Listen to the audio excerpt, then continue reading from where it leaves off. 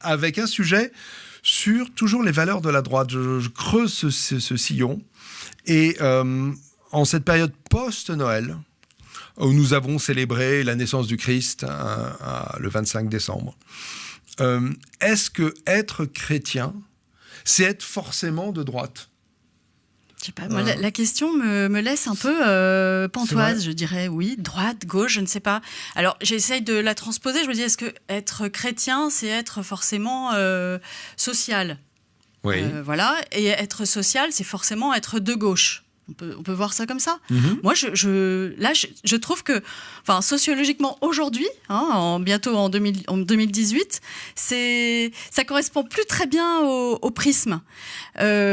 Dans mon expérience, parce que finalement c'est ce que je connais le mieux, eh bien, je vois que l'on peut faire énormément d'œuvres de solidarité sur le plan, dans des associations catholiques, chrétiennes, en mélangeant droite-gauche. On se pose absolument plus cette question. Être chrétien, c'est tellement plus haut, c'est tellement autre chose, qu'au contraire, on est même très heureux de se fédérer d'où que nous venions. Voilà, c'est bon. En même temps, je me suis aussi posé la question des jeunes aujourd'hui que nous côtoyons, que nous voyons actifs. Oui.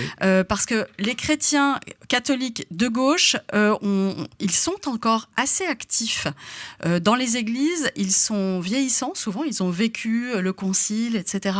Ils sont actifs, mais où sont les jeunes ? Les jeunes, je pense... les jeunes qui croient vraiment, déjà, il serait intéressant de définir de qui l'on parle, si c'est vraiment ceux qui signent en bas du credo ou pas tout à fait. Mais les jeunes qui viennent dans les églises aujourd'hui, s'ils y viennent, c'est parce que la plupart du temps, ils ont une vraie soif de transcendance, ils sont assez attachés au rite, et ça, à gauche, c'est quelque chose que l'on... Et vous allez dans mon sens, Valérie ? Alors, j'essaye de suivre. Non, mais je vous demande pas d'aller dans mon sens. Et du coup, vous y allez malgré vous, je crois, parce que vous reconnaissez. Effectivement, je me rends compte que à gauche, la transcendance, le rite, tout ça sont des choses qui sont un petit peu laissées de côté, qui du coup séduisent peut-être moins les jeunes aujourd'hui. Voilà ce que l'on pourrait sentir comme tendance pour essayer de répondre à la question de mon point de vue. Mais j'ai hâte de vous entendre tous. Je vais vous donner je vous laisse la parole, Yves, juste un élément de réflexion. Sondage auprès des catholiques pratiquants, c'est-à-dire pratiquants réguliers, allant plus d'une fois à la messe par mois, 79% d'entre eux avaient voté Nicolas Sarkozy. Donc il y a une vaste majorité de ceux qui se revendiquent comme catholiques et qui s'identifient à la droite. Oui. Donc ça va plutôt j'ai vu ce sondage.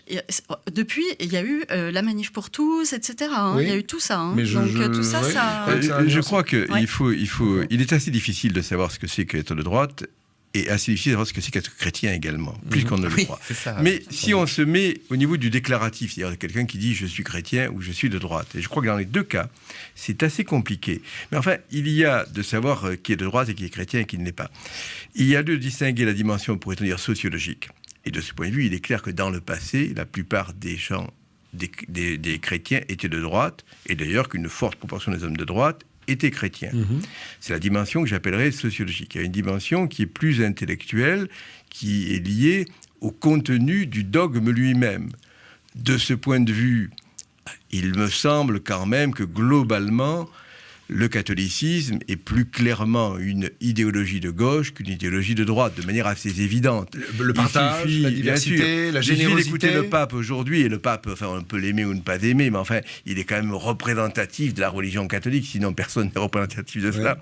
Il illustre assez bien, d'ailleurs, notamment sur la question nationale, l'immigration, etc., une position qui est plutôt généralement considérée comme étant de gauche que de droite. Alors ça ne veut pas dire, il y a évidemment autant de formes de christianisme qu'il y a de chrétiens. Et nous savons bien qu'il y a des chrétiens très patriotes, et d'ailleurs très heurtés par ce que déclare le pape. Mais il me semble que sociologiquement, le christianisme a été plutôt associé à la droite, puis plus associé à la gauche à beaucoup d'égards. Et avec la Manif pour tous, il y a eu une nouvelle vigueur du monde des chrétiens de droite. Sur le plan du dogme, du contenu intellectuel, je crois personnellement que si on devait, avec beaucoup de prudence, situer les choses, on devrait situer le christianisme plus à gauche qu'à droite, me semble-t-il. Grégoire, je vais prolonger votre pensée, j'espère ne pas trop la déformer. La droite aurait perverti le christianisme ? Vous avez toujours des questions bien vicieuses, c'est bien ça. Vous savez, mon job, c'est de remettre une bûche dans le feu, c'est d'aller vous chercher. Non, mais c'est bien, moi je suis assez pyromane aussi. Écoutez, je reconnais que j'ai vraiment beaucoup de mal à répondre à cette question, parce que vraiment pour moi, elle est totalement, encore une fois, totalement insensée. Vous vous définissez comme chrétien, Grégoire ? Oui, catholique même. Catholique. Parce qu'il y a des vraies différences. Oui. Plutôt à droite sur l'échiquier politique. Mais vraiment, je ne crois pas. C'est pas pour renier quoi que ce soit. Je n'arrive pas à me mettre cette étiquette-là et à omettre l'étiquette sur la tête d'un de mes voisins. Vous avez voté Mélenchon ou Hamon aux élections présidentielles ? En gros, voilà, c'est la question, je pense. Oui, mais... Oui, vous croyez vraiment qu'ils incarnent votre coming out politique, il a été fait il y a longtemps, Grégoire. Ouais, vous l'avez même fait à l'antenne. Si. Oui, mais j'étais là. Qui n'est pas. C'est pas Mélenchon et Hamon. Non, mais ni Arlette Laguillet. C'est pas faux. C'est fou, hein. Qu'elle nous manque. Elle avait un petit côté baroque qui nous manque. Non, c'est sur la notion de droite-gauche. Je vais reciter Trump. Vous allez dire que je suis amoureux de Trump, alors qu'il y a des choses qui me déplaisent fondamentalement chez lui, mais aussi des choses qui me plaisent. Quand il a encore dit, là, juste avant Noël, il a déclaré aux États-Unis, nous n'adorons pas le gouvernement, nous adorons Dieu. Ça veut dire qu'il met les valeurs justement transcendantales de son pays au milieu, au cœur, au-dessus, et il ne les met pas à droite ou à gauche. Il ne dit pas c'est républicain, c'est démocrate. Il parle vraiment des aspirations de son peuple. Et moi, là où je n'arrive pas à vous rejoindre, c'est quand vous parlez de droite ou de gauche. Est-ce que Charles Péguy, est-ce que Maritain, est-ce que Bernanos, est-ce que Frédéric Ozanam étaient des gens de droite, étaient des gens de gauche ? Pour Jacques Maritain, assez clairement, non ? Pour moi, ça n'a strictement aucun sens. Mais non, ils ne sont jamais... Trouvez-moi un texte chez eux où ils revendiquent cette appellation-là. Ils sont chrétiens sociaux, ils se revendiquaient chrétiens, ils étaient patriotes pour certains, ils avaient... Mais pas la notion. Je ne dis pas qu'elle est insensée en soi. Parce qu'aujourd'hui, effectivement, comme on l'a dit, il y a des grandes familles qui se sont réunies là-dedans. Mais parce qu'on a bien voulu les mettre dans ces chapelles-là. Vous parlez tout à l'heure de la Manif pour tous et de ceux qui ont voté pour Sarkozy. Les gens qui ont voté pour Sarkozy, ils ont voté pour quelqu'un de droite ou ils ont voté pour le programme et une certaine forme d'idéal que Sarkozy, en parfait bonimenteur, leur a vendu pendant la campagne. Et c'était pas droite-gauche. Alors je vais le dire autrement, les chrétiens actifs sont de droite, les chrétiens passifs seraient de gauche. Ça, c'est quelque chose je ne sais pas. Non, parce que les démocrates sociaux, les chrétiens démocrates au niveau européen, là, Jacques Delors, ou même au niveau français, les lecteurs de la Croix ont été notamment pendant 50 ans, même si personnellement je considère qu'ils ont fait un travail abominable et calamiteux, ils l'ont fait de manière parfaitement active et au nom de leurs valeurs. D'accord. Mais donc ils n'étaient pas du tout passifs. Mais après, c'est ce qu'ils en ont fait sur lequel moi je porte un jugement effectivement très sévère. D'ailleurs, voilà, ils ont vidé les séminaires, les églises, ils ont tous perdu la foi, ils n'ont rien transmis. Donc le bilan est catastrophique. Mais ils l'ont bien fait de manière parfaitement active et voulue. Et au nom d'ailleurs de leur foi, ils l'ont fait parce qu'ils étaient chrétiens, ils croyaient en ces valeurs-là. On l'a suffisamment reproché, Mélenchon le premier, sur la construction européenne, en disant c'est une construction de vilains cathos, des démocrates européens et chrétiens. Oui, on a fait notre débat sur le drapeau européen et les couleurs mariales. Je crois qu'on ne peut pas, effectivement, je crois que vous avez parfaitement raison, on ne peut plus vivre avec la distinction droite-gauche.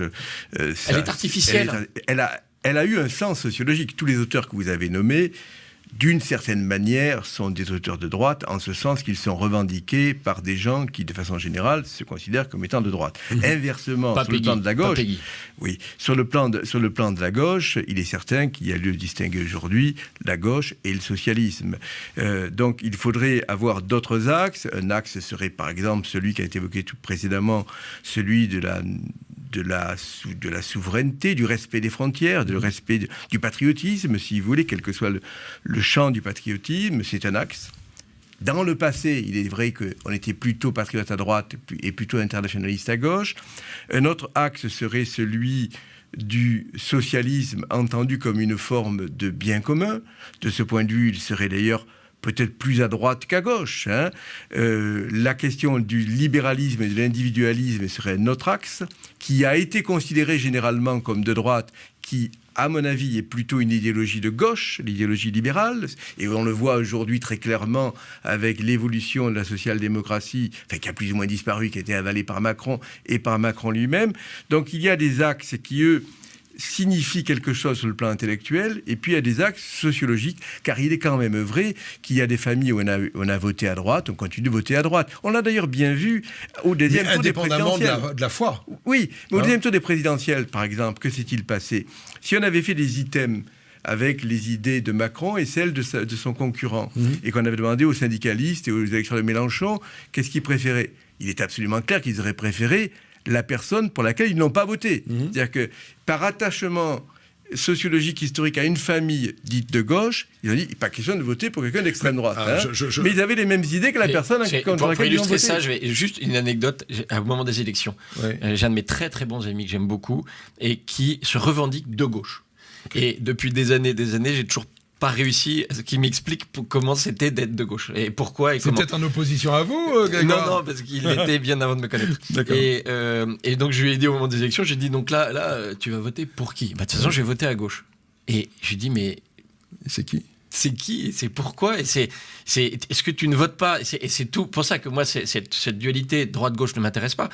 Pourquoi on vote et pourquoi on donne un mandat à quelqu'un? C'est pour représenter ses idées, c'est pour représenter ses convictions, c'est pour représenter un programme. C'est pas parce qu'il est de droite ou de gauche. Et à la limite, s'il y a un chrétien qui se présente, mais qui a un programme délétère, et quelqu'un qui ne l'est pas, ou qui ne le revendique pas, et qui a un programme avec lequel je suis parfaitement d'accord, moi, je ne suis pas communautariste. Je ne vais pas voter pour celui avec qui je ne suis pas d'accord.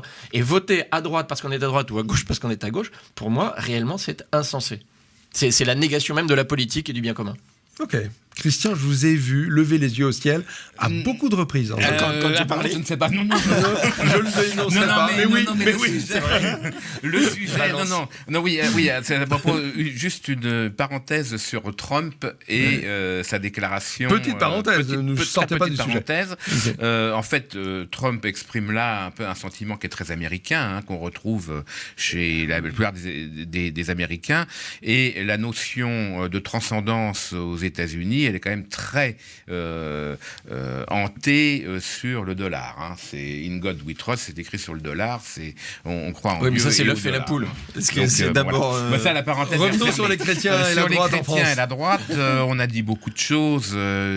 Tout paraît d'ailleurs juste dans l'ensemble. Ça, c'est vos côtés prof. Vous venez de donner des notes à tout le monde. Non, mais ça me paraît. Et c'est évidemment assez sensé, mais le sujet est tellement vaste. Donc, je voudrais simplement faire ressortir, à propos, vous avez cité, je crois que c'est vous, Franck, sur un sondage sur le vote des catholiques en France. Catholiques pratiquants. Presque 80% ont voté pour Sarkozy. Ont voté pour Sarkozy. Je parle aux premières élections Sarkozy. En 2007. En 2007. Mais on a retrouvé ça alors, avec des pourcentages moindres tout de même, mais quand même assez forts. À la dernière élection présidentielle, je crois qu'une assez grande partie, c'est un assez fort pourcentage de catholiques français ont voté pour des candidats de droite et notamment pour François Fillon. Oui. Je crois, François Fillon s'était positionné largement pour obtenir ce vote-là. Premier tour, parce qu'au deuxième tour, tous ces catholiques ont voté pour Macron. Et ça n'a pas suffi. Ça n'a pas beaucoup de sens.